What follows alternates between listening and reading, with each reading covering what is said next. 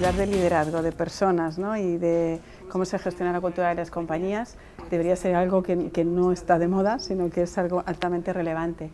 Pero poder hablar de esta temática con vosotros, la verdad es que es un auténtico placer. Nosotros que trabajamos en comunicación, desde luego en eso también somos muy sensibles, que había una clara tendencia de empezar a contar hacia el exterior todo aquello que hace una empresa, ¿no? Hace años todas las políticas de RSC ni siquiera se comunicaban. Cuando hacías una propuesta de por qué no contáis lo que hacéis, nos miraban y nos decían, no, la RSC no se cuenta, ¿no? Eso afortunadamente cambió hace unos años y parece que sí, que se cuenta mucho de lo que hace una compañía hacia el exterior, pero no tanto, ¿no? Cómo se gestionaba eso hacia los empleados. Y en cambio la pandemia y la gestión de todo eso sacaba a la luz la necesidad también de trabajar esa parte de responsabilidad de puertas para adentro, ¿no? Te diría que desde hace años tenemos muy claro que uno de los stakeholders principales, junto con la sociedad en general, es el empleado, es la persona de Ferrer. Por lo tanto, nosotros siempre empezamos por ahí. Lo que contamos lo contamos dentro y lo contamos para hacer.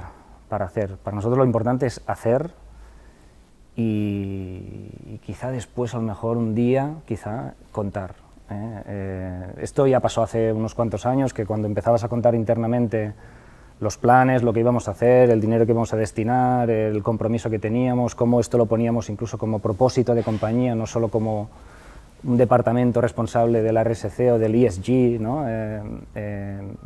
Y lo alineabas incluso con el baseline que tiene la marca de la propia compañía, instintivamente venía gente de tu propia compañía a decirte, pero esto hay que contarlo, esto es maravilloso, hay que contarlo. Y la respuesta es, aquí no hay que contar nada, aquí hay que hacer. A lo mejor un día, cuando realmente seamos, pues igual decidiremos contar o no, ¿eh? Han pasado unos cuantos años, podemos decir que más o menos somos o estamos en el camino de ser, ¿no? Este tipo de compañía con propósito, preocupada por la persona de Ferrer y preocupada también por la sociedad y por el medio ambiente. Y no es que queramos contar, empezamos a sentir de vez en cuando la necesidad de intentar influir. Porque al final también comprendemos que esto es un objetivo muy, muy grande, muy urgente, y tú por ti solo esto no vas a conseguirlo. Es necesario sumar muchísimos granitos de arena entre todas. Las compañías representamos el 80% del PIB mundial y es importante que entre todas resolvamos eso que hemos creado, que es un problema muy grande, ¿no? que tiene que ver con la sociedad y con el planeta, y por lo tanto tenemos que sumar. En el accionista se ha malinterpretado, ¿no? O sea, se ha sobredimensionado en los últimos años. De hecho, si tú quieres poner foco en el beneficio del accionista, lo primero que tendrías que hacer es poner foco en el colaborador, que al final es el que va a conseguir las cosas para el cliente, y si las cosas van bien con el cliente, le dan bien al accionista, ¿no? Con lo cual, incluso queriendo llegar al tema del accionista, el foco sobre el colaborador como primero de los stakeholders, para mí también es clarísimo, y nosotros hace también muchos años que lo definimos. Entonces, a partir de aquí, nosotros también dijimos, nuestro negocio, más allá de hacer acciones sociales y demás, el propio negocio tendría que estar directamente relacionado con el tema de sostenibilidad, ¿no? Una compañía como Uriac que nació en 1838, quiero decir que a veces cuando hay ahora gente que da lecciones de sostenibilidad, dices, bueno, algo sabremos cuando hemos durado 200 años, ¿no? Entonces, yo creo que cuando definimos y hace, claro, muchos años ya, este paso hacia el negocio que nosotros llamamos Natural Consumer Healthcare, que es sobre el convencimiento de que la mejor forma de cuidar la salud humana, obviamente sin desestimar las otras partes, ¿no? Pero es con ingredientes naturales de una forma natural y además es la más sostenible, y por tanto nuestro propio negocio ya se enfoca en el tema sostenible, y desde aquí obviamente no tenemos otro remedio que tener la sostenibilidad como un tema central, ¿no? A mí me da pánico y vergüenza ajena las empresas que venden humo, ¿no? Entonces yo siempre digo, primero hagamos, y cuando la gente se vaya diciendo por ahí que somos esto, como decía Mario, y entonces ya podremos comunicar. Y comunicar no para vender, sino justamente para influenciar y para decir, oye, hay más que están haciendo esto, somos uno más que estamos haciendo esto, y por tanto vamos a ver si entre todos nos convencemos de que hay que ir por aquí, ¿no? ¿Cómo consigues que todo lo que se hace revierta en la propia participación del empleado y luego obviamente, ¿no?, es lo que se acaba recogiendo como un resultado, pues, ¿no?, de vinculación a la compañía, de recomendación, de ser prescriptores, ¿no?, del propio proyecto? ¿Qué cosas estáis haciendo? Esto parte de una reflexión previa que al final nosotros tenemos 3 ejes estratégicos. Uno tiene que ver con el planeta, otro con la justicia social, pero el primero de ellos es con las grandes personas. Las grandes personas se refieren a nuestra gente. Cuando ponemos esto como eje estratégico es porque queremos competir en este eje. Quiere decir, queremos tener el mejor talento del mundo queriendo trabajar en Ferrer. Y cuando reflexionas sobre qué hay que hacer para conseguir esto, porque quiere decir que hemos eliminado otros ejes, es decir, no vamos a competir ni en producto, ni vamos a competir en innovación, ni vamos a competir en digitalización, o sea, hay otros que lo hacen mejor que nosotros, pero aquí nosotros pensamos que lo podemos hacer bien. Y para hacerlo bien, ¿qué hay que hacer, no? Pues primero preguntarse qué quiere el talento. Probablemente la primera cosa que te va a pedir es, oye, ¿mi jefe cómo va a ser? A ver, aquí ¿qué estilos de liderazgo predominan?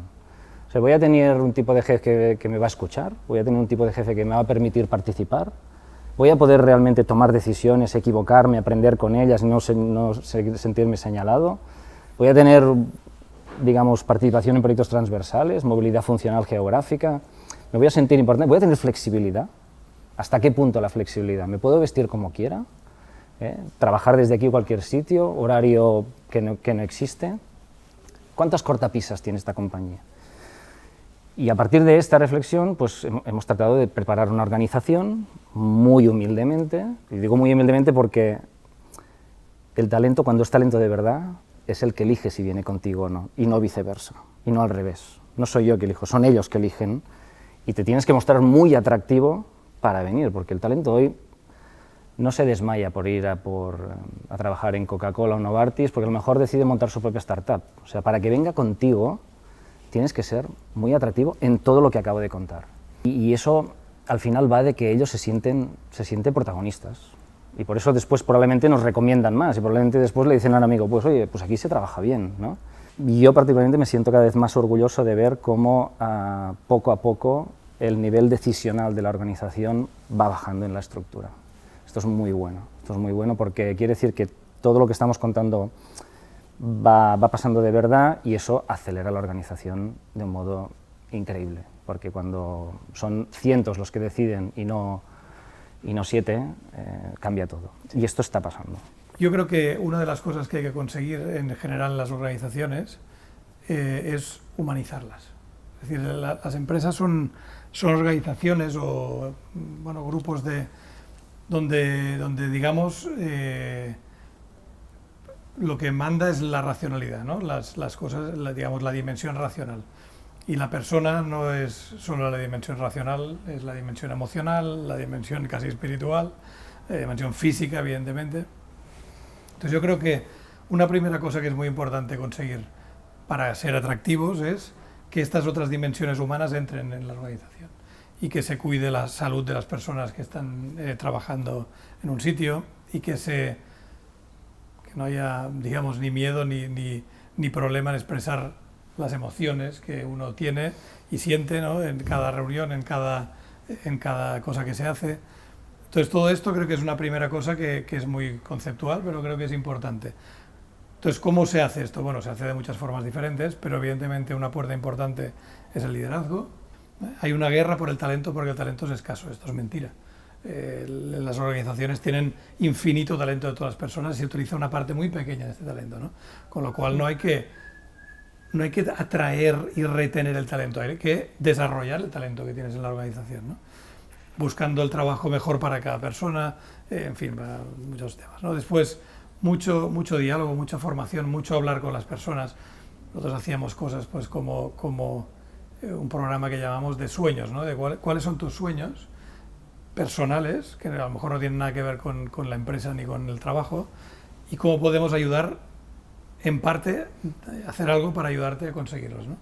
De forma que tengas eso, que sea realmente una fórmula en la que trabajar en un sitio no sea un paradigma de padre a hijo, donde la empresa es el padre y el niño pequeño pues que no decida mucho, que tenga información pero tampoco hace falta tanta, que si lo hace mal, oye, pues tampoco pasa nada porque al final es un niño, sino que hay un paradigma de adulto a adulto. Estamos aquí porque los dos nos interesa estar aquí, los dos tenemos nuestros objetivos legítimos y ganas de prosperar, y los dos queremos hacer este camino juntos porque nos parece que es mejor que hacerlos por separado. Si tú das confianza, si tú das flexibilidad, si tú das libertad, si tú das capacidad de decisión, la mayoría de gente responde con muchísimo más interés, compromiso, ganas y tal, ¿no? Yo creo que es muy bonito ser una empresa que sueña ser perfecta y que nunca lo conseguirá, evidentemente, ¿no?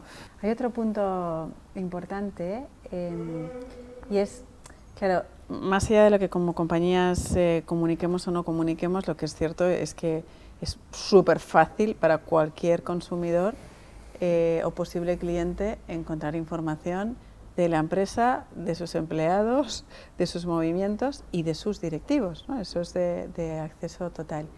Y por otro lado también sabemos que en positivo, afortunadamente, las personas, la sociedad en general, esperan mucho más de las empresas privadas que de los gobiernos, pero por otro lado, o sea, igual que le conceden mucha confianza a las empresas, también son muy exigentes, ¿no? Ese nivel de exigencia del consumidor final en este caso, ¿lo estáis notando y lo podéis llegar a correlacionar con la compañía que estáis construyendo en este sentido? Afortunadamente el consumidor es muy exigente, cada vez más, ojalá lo fuera mucho más, y hay muchos estudios que lo confirman. Pues el consumidor quiere estar tranquilo, que está escogiendo con su poder, digamos, hacer que el mercado vaya hacia un lado o hacia otro, ¿no? Lo notamos y has de intentar de nuevo ser perfecto, que no lo serás nunca, pero en todo lo posible, y sobre todo ser transparente, porque yo creo que el consumidor, o sea, nadie es perfecto en nada, y pues no vale la pena intentar vender humo sobre la sostenibilidad. Yo creo que vale la pena decir, soy así, tengo estas cosas muy bien, tengo estas cosas que todavía no están bien y estoy intentando arreglar, y creo que el consumidor aprecia más esto que no intentar engañarle, digamos, ¿no? O sea, que totalmente. Y afortunadamente también el relato, poco a poco, porque todavía, pero el relato sobre la empresa privada va cambiando un poco, ¿no? O sea, este relato tan oscuro de la explotación y del tal, de los años, que en España sobre todo todavía se mantiene mucho, afortunadamente creo que va cambiando y que cada vez hay más ejemplos de empresas que realmente aportan un valor espectacular a la sociedad, no solamente por el negocio que hacen, sino por cómo gestionan a las personas, por cómo se muestran y los valores que enseñan y demás, ¿no? Y creo que es el camino que hay que seguir. Es más importante ser transparente que no hacerlo todo bien. Es imposible hacerlo todo bien. Sí. Es decir, de vez en cuando, por poner un ejemplo concreto, de vez en cuando me llegan cosas como, oye, vosotros que vais por la vida de ser propósito sostenible, tal, pero vendéis los medicamentos súper caros en los hospitales, ¿no? Bueno, es que nosotros no podemos ser activistas, ni queremos ser activistas en todo, no podemos. Y lo primero que tiene que existir es la sostenibilidad económica de la compañía. Si no hay proyecto económico a largo plazo sostenible, que es lo único que pretendemos, nosotros no pretendemos forrarnos, y de hecho, cuando tenemos más beneficio, más porcentaje dedicamos a proyectos sociales y medioambientales. Pero tiene que haber proyecto económico. La sostenibilidad es triple, es medioambiental, es social y es económica. Claro. Entonces, no podemos estar en todo, entonces no hay ningún problema en explicarlo directamente. Y ahora, también, con esos recursos, hacemos lo que hacemos, ¿no? Y se trata de eso, de ser transparente. Absolutamente. Y creo que la exigencia del consumidor, además, tendría que ser en todos los campos. Empezando, por ejemplo, por una cosa que ha salido antes de refilón, pero que para mí siempre lo digo, es buenas personas. O sea, que una buena empresa no tiene otra forma de serlo que esté formada por buenas personas. Y no se puede ser un buen profesional sin ser una buena persona, con lo cual un criterio de selección para mí clave es buena persona, ¿no? Y me gusta cuando alguien entra en una unidad por primera vez y cuando sale dice, en general me ha parecido que hay buenas personas. Digo, pues perfecto, porque si no vamos mal. Y es importante que tú conozcas este inventario de cosas que todavía rascan respecto a lo que tú vas explicando por el mundo, ¿no? Y después veremos hasta dónde podemos llegar, ¿no? Pero al menos conocerlo y después explicarlo con total, digamos, apertura, ¿no? Hay dos valores que a mí me parecen fundamentales, yo los defiendo porque afortunadamente los aprendí de mis padres, pero conforme voy avanzando en los negocios, cuando se empieza a hablar de nuevo liderazgo, ¿no? Cuando de nuevo liderazgo, que lo de nuevo es curioso, junto con la transparencia para mí hay dos valores fundamentales que son la honestidad y la generosidad, ¿no? Que cuando ya entras en temas de personas, de compañía, de tal, bueno, tú decías buenas personas, ¿no? No se me ocurre una buena persona que no sea generosa, ¿no? Es algo que va como, o no sea honesta, ¿no? Sí. Va muy, muy asociado ahí. Pero claro, cuando yo junto los tres, y ahora me voy a ir a la última pregunta, me sale un punto que sí tiene mucho que ver con el liderazgo, y es la autenticidad, ¿no? O sea, lo que aúna esa parte de la honestidad, la generosidad, la transparencia, que es, ¿no? Es la consecuencia de eso, al final eso no se puede impostar. Es importante que quien tenga la posibilidad después de quitar el velo y ver de verdad lo que hay dentro, se encuentre exactamente eso. Y es importante que tú hayas explicado los criterios en la compañía por los cuales tomas las decisiones. La gente lo entiende entonces. Y luego no des bandazos, lógicamente. O sea, ese criterio se utiliza aquí, allí y más allá, y hoy y mañana, ¿no? Y entonces esto genera una tranquilidad que es la que permite después lo que te decía antes, que quien quiera tomar decisiones más abajo sabe cómo las tiene que tomar y no fallará. Y no fallará, y por tanto hay mucha comunicación, mucha transparencia, mucha explicación de cuál es la estrategia, los valores, los criterios, etcétera. Y eso, si lo mantienes el tiempo, que esto es difícil, ¿eh? O sea, diseñar un plan estratégico es relativamente fácil, ejecutarlo con el tiempo es complicado porque pasan muchas cosas.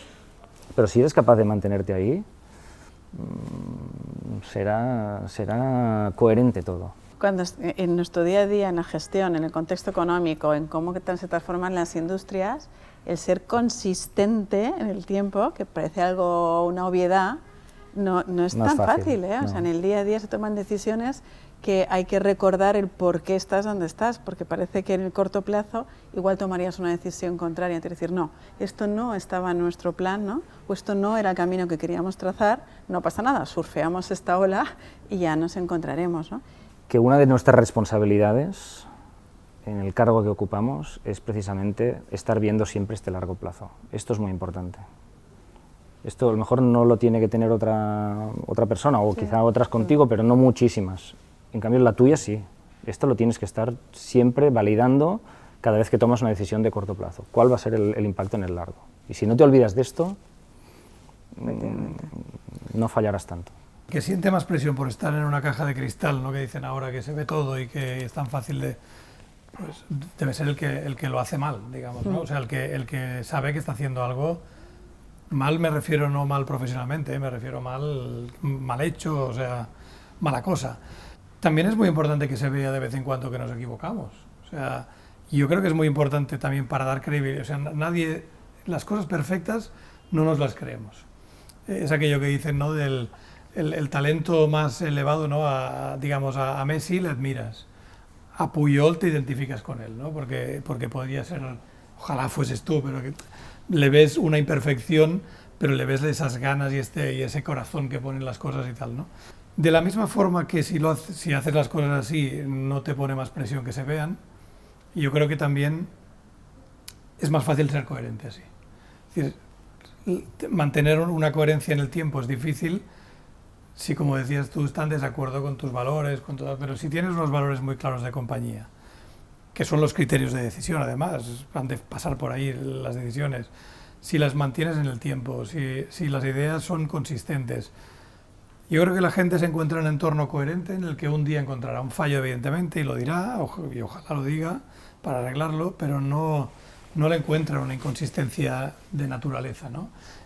Y entonces las cosas pues se hacen más fáciles, y evidentemente la vida no es fácil, porque todos los sectores y todo el mundo en el que estamos tiene mucha dificultad, pero esto te ayuda a tener como una constancia, una coherencia vital que va muy bien para la gente.